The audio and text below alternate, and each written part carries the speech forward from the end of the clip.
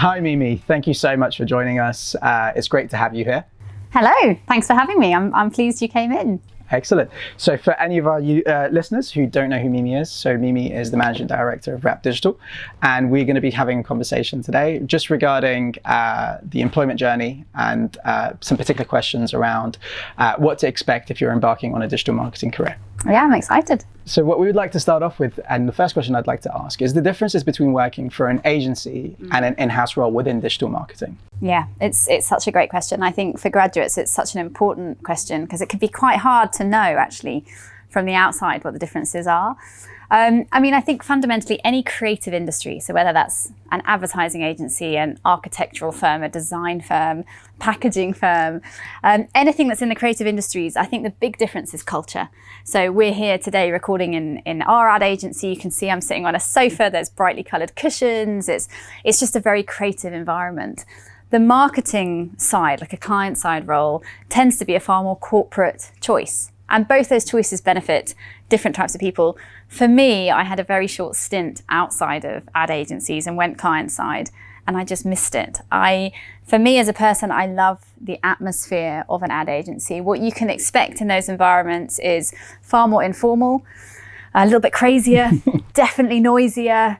People tend not to wear corporate clothes. You'll get lots of very eclectic people.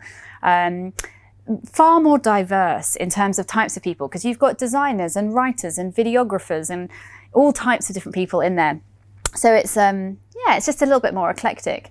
I think client side, as I said, it's a more corporate system.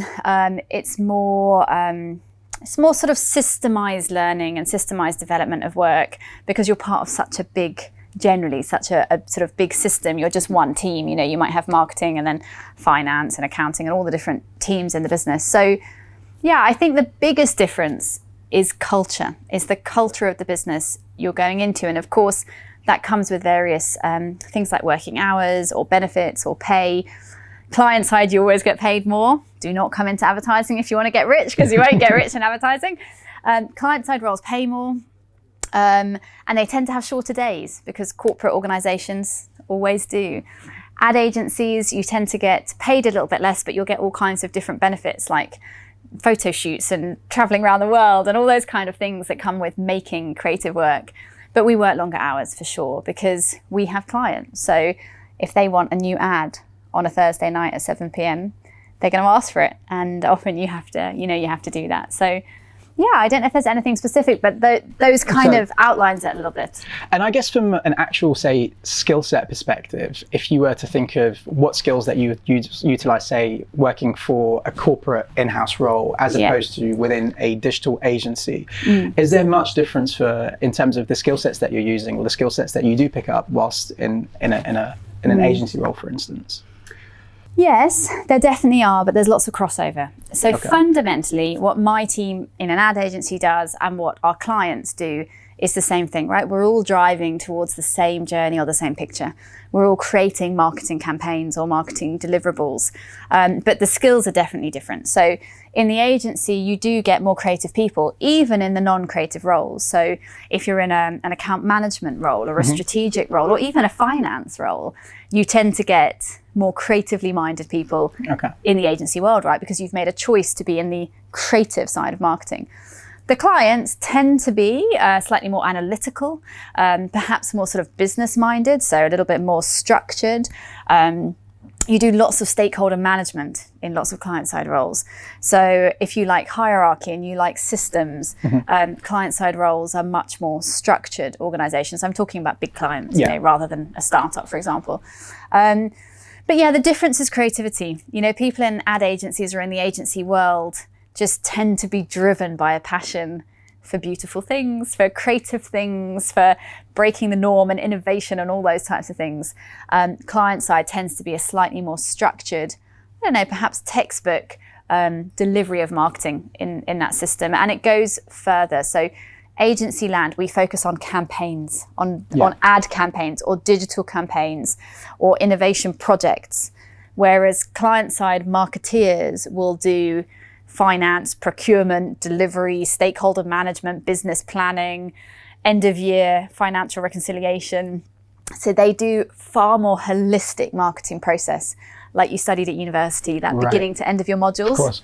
Client side, you do all of them. Agency side, you tend to do the more creative parts of those processes. That's great insight, actually. Good. So a question that we get a lot from our graduates are, in the realm of digital marketing, for instance, is personality versus the role. A lot of our graduates can sometimes approach us and say, I'm an introvert. Would a career in digital marketing work for me? What would you say to that? Look, I think in marketing, and obviously particularly in agency side, there are some stereotypes of the types of people that suit roles. But from my opinion, whether you're an introvert or an extrovert or anywhere on that scale, there is a role for you in every team, because we need all of them.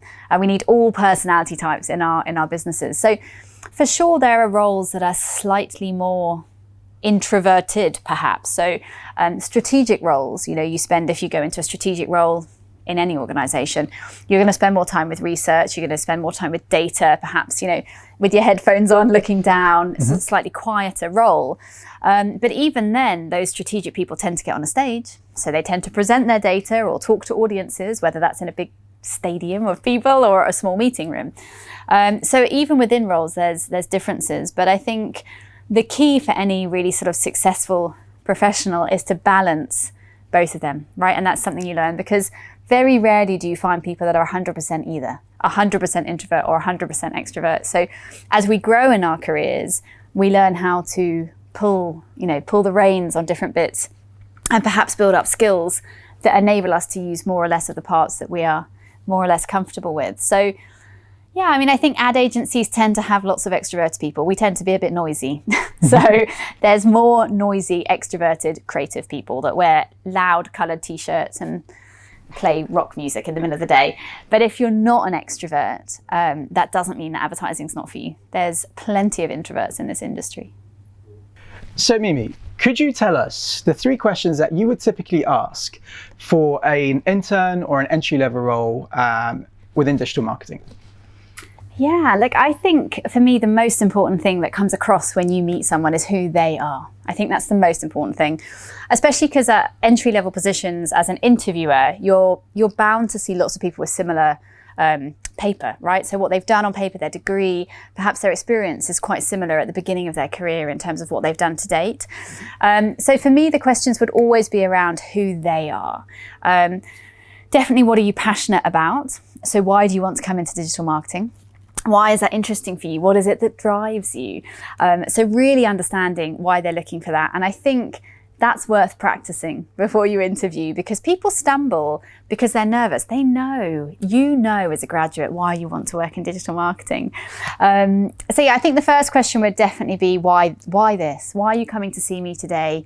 Why are you passionate about this as a career choice? The second one I'd ask is probably something around what they've enjoyed to date. So tell me about what you've done in your degree that you particularly enjoyed and why. Again, because I'm trying to understand who they are. What is it they enjoyed? Why did they enjoy it? I might ask them to tell me a story about something they've done. So a piece of coursework that they finished or something like that. But again, I'm not looking to judge them. I'm not judging teamwork and collaboration and all those things. I'm judging who they are. I want to understand who are they as a person? And the third one would probably be something about their life. So tell me about something that you're doing or you're interested in or you're passionate about as a human being. Because I think in the end, that's what we're hiring, right? We're hiring humans. And I'm hiring a new human to work with all the people in my team. So I think the third question would be about them as a person. And again, I don't think graduates should be scared of that question. I think they should be confident to bring who they are into those interviews, because if the person doesn't like you, you don't want to work there anyway. So why not be yourself? I think that's probably the most important thing. No, that's excellent. Can I just follow up and ask another question? How would you recommend for a young graduate to, identify those things? Because it's not very often that we spend time to think about that. So what would you suggest for a young graduate to maybe spend some time doing before attending an interview or making that application process?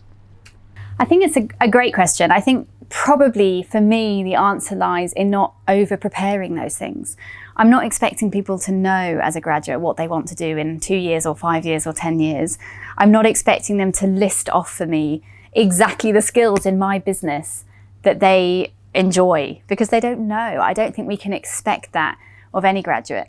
What I would say is the most important thing is to be able to come into those interviews and talk from the heart about who you are, to have a sense of opinion. It doesn't matter if I agree with that opinion. There's no such thing as right or wrong in an interview. In most cases, the employer wants to know you. We know you haven't worked in a company before. We know you've probably just finished your studies.